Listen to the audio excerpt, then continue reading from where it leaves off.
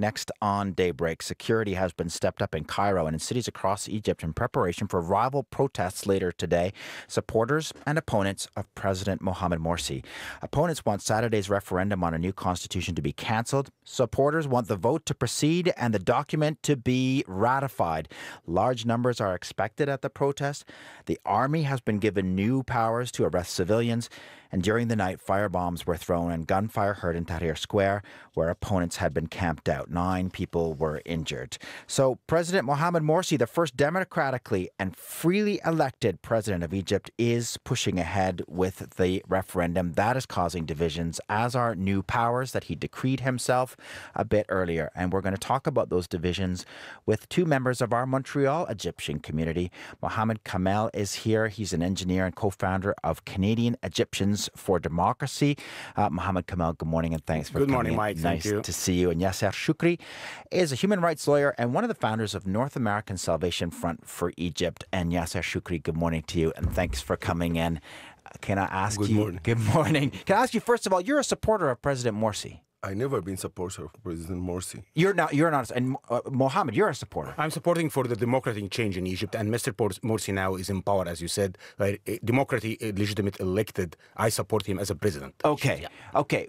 Despite the fact that there has been so much controversy over the powers that he's decreed himself, more powers than Hosni Mubarak had. I don't think so, and it's not correctly said like this, because the only decree he gave himself, which is he been cancelled about 3 days ago, based on the opposition and the discussion took place in the palace, that he had the power above the Constitutional Court for the limited time until the passing of a new constitution, which is power he tried to use it to stop the Constitutional Court has been formed by Mr. Mubarak before, which is the first time on the history we find the Constitutional Court judge on the air every day on the media attacking the president and calling him names. So he tried to do that, but actually he gave up to opposition and he cancelled his decree for giving himself a special power above this. Yasser Shoukry, the point there that over the weekend, the president did back down over the decree that gave him so much power.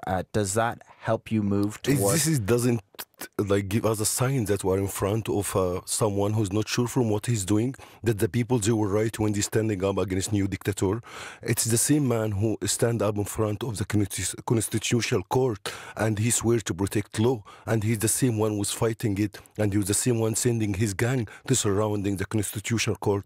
I think that it's very clear. We are the pro-democratic people. We don't want a new dictator using religion to divide the people. And the new constitution is all about this, giving power to military, giving power to religious people, and really ignore all international law protecting human rights and economic rights. But he was elected, and it was a democratic election, and it was held freely. Does he not deserve the chance to govern? Let's say that Madame Marwa tomorrow, she's the Prime Minister of Canada. Can she put the new Constitution of Canada? It doesn't mean that, a new president came, succeed with a 51% to put the Constitution to control Egypt for the next 50 or 100 years. Does he have the power to do that? Legally, he doesn't have this right. Mohamed Kamel, that is a good point, isn't it? When you're talking about a constitution, it's the piece of fundamental law that is meant to last, to underpin the entire society.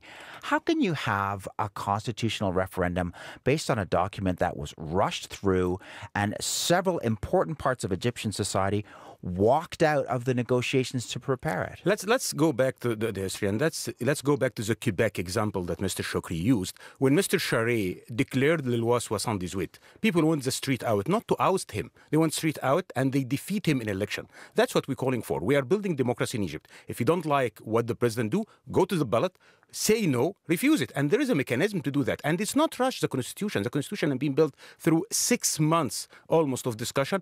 All people of society, differently, it has been contributed to it. The committee heard many people. They toured Egypt, all over Egypt. Yes, there is people who don't like what's in the Constitution. That's a right of people. They have the right to go to say no. When the Constitution of Canada has been voted and Quebec reviews the Constitution still apply to everybody. Nobody can change it. And now we have a new democratic built. Let's go to the ballot box. Let's go there. Let's vote. Let's say no or yes. It's our right. But don't stop stop it. That's what they try to do in Egypt now, is stop the process of referendum. What's tried to do in Egypt now is put siege on the presidential palace, attacking the president house himself, attacking his hometown in house himself. I don't think it's democracy. It's initiating violence. Yasser Shoukry, how divided is Egypt now? How almost dangerously divided? And we are seeing violence and people killed. I am serious. I'm very positive. I think pro-democratic movement, the people who started the revolution, it's the same people are really demanding for new constitution.